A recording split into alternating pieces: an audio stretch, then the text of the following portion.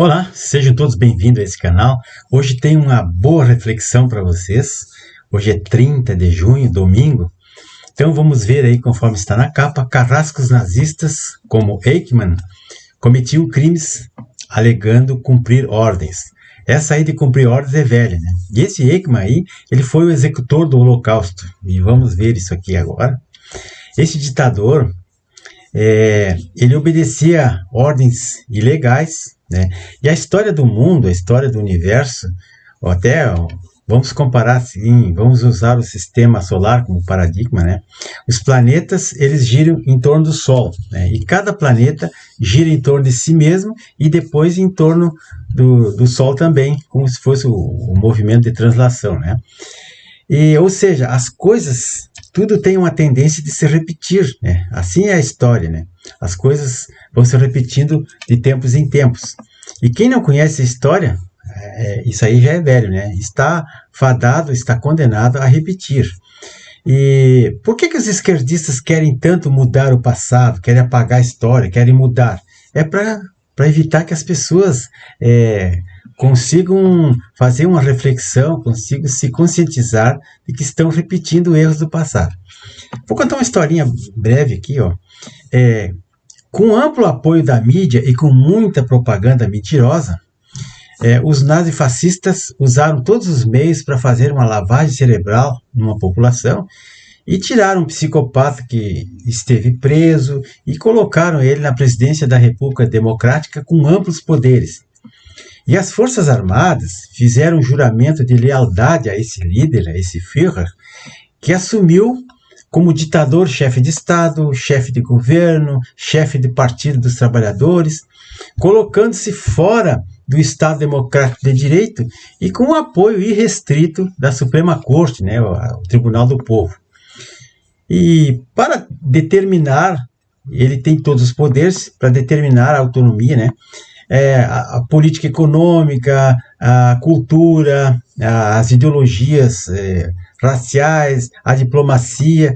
Então, eu estou falando aqui da Alemanha nazista dos anos 30, de 33 a 45, quando o nacionalsocialismo, comandado pelo Adolf Hitler, assumiu aquele país. Vejam só a similitude da situação. Então, olhando para o nosso caso aqui, para o Brasil, o STF não estaria mandando em tudo, governando, legislando, julgando, para quebrar o país e escravizar o povo, se não tivesse o apoio da maioria do Senado, né? Mais de 54 senadores são apoiadores, são esquerdistas, e o apoio principalmente do Rodrigo Pacheco, que é o presidente do Senado e presidente do Congresso, e também dos burocratas que aparelharam todo o Estado, os servidores públicos, né? Aquela máquina burocrática que governa o país, que não foram eleitos, bem como vários órgãos ou instituições, como Forças Armadas, a AGU, Polícia Federal, Ministério Público, a OAB, a imprensa, os intelectuais, os artistas, os parlamentares comunistas, que são a maioria no Congresso, além dos banqueiros, empresários e grandes empreiteiras que vivem mamando no governo federal, né? O exemplo é a JBS, Odebrecht, bom, vocês sabem as empresas que estão aí, né? Como eu falei, o Adolfo Eichmann era um coronel da Gestapo, SS, pertencia à staff, lá, o exército do ditador Hitler. E a sua missão era a logística, o transporte em massa de prisioneiros judeus para os campos de extermínio, o Auschwitz e outros, né? E ele tinha muito orgulho dessa missão e tinha plena convicção, porque ele era um fanático, né, para cumprir as ordens do Reich e do Führer. O Führer para ele era um deus, né, o Hitler. E ele apenas alegava que estava cumprindo ordens, né, ele é um fiel escudeiro, né, das ordens ilegais que vinham para ele. Então, esse homem era uma peça importante no mecanismo do extermínio. Apesar de ele ser apenas um coronel, ele era muito importante, porque ele tinha nas mãos todo o poder logístico de transporte, e trens e tudo, para levar milhares e milhares de prisioneiros para os campos de concentração. Milhões e milhões. Bom, nós no Brasil, pessoal, nós temos um estatuto. Aliás, Todo servidor público tem estatuto. O magistrado tem estatuto, o Ministério Público tem estatuto, as Forças Armadas, cada Força Armada tem seu estatuto próprio, a sua lei própria. E os servidores públicos também, em geral, têm o Estatuto dos Servidores Públicos, que é a Lei 8.112 de 1990. Então, esses estatutos, eles têm uma previsão dos deveres, das missões, dos deveres e obrigações, e o que o servidor pode ou não pode fazer. No Estatuto do Servidor Público, por exemplo, tem alguns artigos lá no artigo 116 e os incisos ali, vários deveres que o servidor tem para com o serviço público. Né? Aquilo é honra, é juramento, ele tem que cumprir. Por exemplo, o 116, inciso 4, tem um inciso 4 ali que ele deve cumprir as ordens superiores, exceto as manifestamente ilegais. Quer dizer, a ordem que não é legal, que não está dentro da lei e do Estado democrático, ela é um abuso de autoridade, o servidor não pode cumprir. E depois eu explico o que ele pode fazer para sair fora disso aí. O inciso 6º fala que o servidor público tem o dever de denunciar irregularidades que tiver consciência, que tiver ciência, né, ao superior imediato. Se não, o superior imediato estiver envolvido, ele deve procurar outra autoridade para denunciar, porque no serviço público tem muita coisa errada, tem nepotismo, tem propina, tem desídia, tem várias coisas que os servidores, né, outro dia pegaram uma viatura de um serviço público aí carregada de cocaína. Quem é o responsável por aquilo ali? Quem é que está por trás daquilo ali?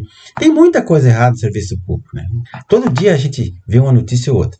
O inciso 8º desse artigo 116 diz que o servidor público deve manter sigilo, deve ser discreto.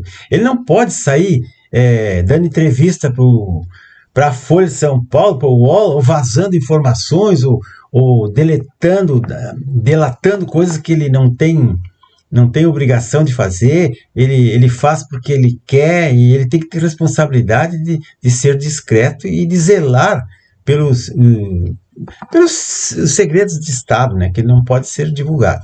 O inciso 12 diz que o servidor público tem o dever de representar contra irregularidades ou omissões, né, o dito abuso de poder, e por aí vai. Tem vários incisos que falam isso.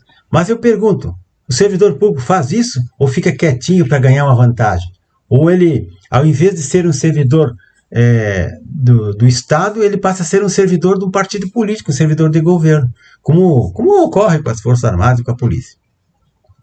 Então, meus amigos, a nossa Suprema Corte, eu faço uma pergunta para vocês. A nossa Suprema Corte e seus ministros, todos indicados por políticos esquerdistas, também não estaria violando flagrantemente os direitos fundamentais de tantos cidadãos, rasgando a Constituição e as leis, ignorando o devido processo legal, caso não tivesse o apoio de capitalistas aliados, bem como da grande imprensa? Eu pergunto. E a gente logo já sabe, né?